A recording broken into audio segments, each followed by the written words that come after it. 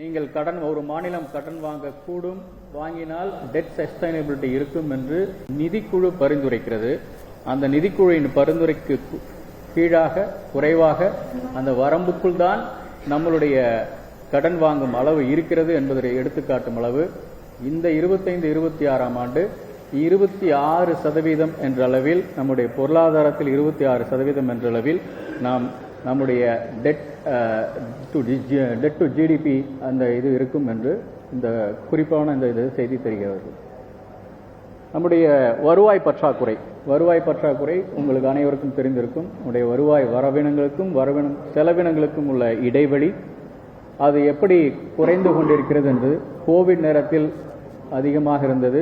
எல்லா மாநிலங்களும் நாடு உட்பட அத்தனையுமே ரெவென்யூ டெபிசிட் அதிகமாக இருந்தது. அது குறைந்து கொண்டே வந்து 25-26ஆம் ஆண்டு 1.17% இருக்கும்.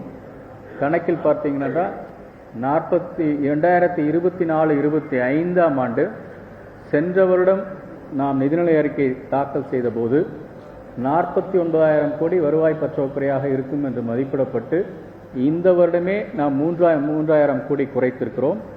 அடுத்த வருடம் இது 41,000 கோடி அளவிற்கு இது குறையும். அந்த அளவுக்கு நம்மால் நிதி மேலாண்மை செய்ய முடிந்திருக்கிறது என்பது இதில் குறிப்பிடத்தக்க விஷயம். கூட இன்னும் சொல்ல வேண்டுமென்றால், ஒன்றிய அரசிடமிருந்து நமக்கு வரவேண்டிய பல நலத்திட்ட உதவிகள் வராமலேயே நாம் 41,000 கோடி அளவிற்கு குறைத்திருக்கிறோம். வந்திருந்தால் இந்த வருவாய் பற்றாக்குறையை இன்னும் குறைத்திருக்க முடியும் என்பது எங்களுடைய துணிவு. இது மிக முக்கியமான ஒரு செய்தி. கேபிட்டல் எக்ஸ்பெண்டிச்சர் எதற்காக நாம் செலவிடுகிறோம், எந்த நலத்திட்டங்களுக்காகவோ அல்லது குறிப்பாக கட்டமைப்பு வசதிகளுக்காக நாம் எவ்வளவு செலவிடுகிறோம் என்பதை பொருளாதார வல்லுநர்கள் தொடர்ச்சியாக கவனித்துக் கொண்டிருப்பார்கள்.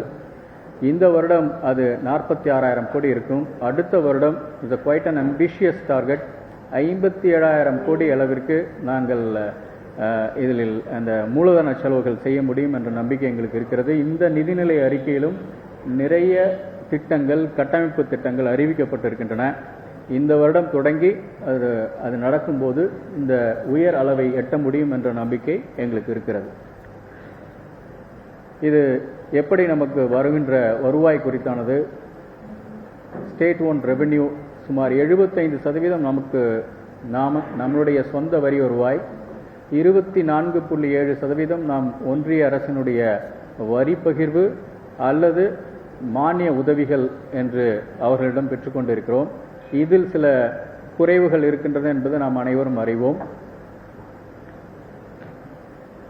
இது ஒவ்வொரு ஆஸ்பெக்ட்லையும் இதில் ஜிஎஸ்டி அந்த போர்ஷன் நம்ம நல்லா பண்ணிட்டு இருக்கோம். கண்ட்ரியில் ஆவரேஜ் குரோத்தை விட நம்மளுடைய ஜிஎஸ்டி growth நல்லா இருக்கு. 22% நம்மளுடைய growth இருக்கு. It's one of the highest in the country.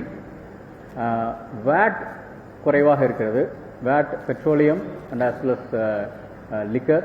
Stamp டியூட்டியை பொறுத்த வரைக்கும் 14% நமக்கு growth இருக்கு. மோட்டார் வெஹிக்கிள் டாக்ஸஸ் நல்லா இருக்கு, 12.6%. மோட்டார் வெஹிக்கிள் டாக்ஸை பொறுத்த வரைக்கும் 3 விதமாக இருக்கும். 2 wheeler and as well as 4 wheeler and transport vehicle. அதில் டிரான்ஸ்போர்ட் வெஹிக்கிள் நல்ல growth இருக்கு, அரௌண்ட் 12% மேலே. 4 வீலர் பொறுத்த வரைக்கும் டிசம்பர் வரைக்கும் சற்று குறைவாக இருந்தது.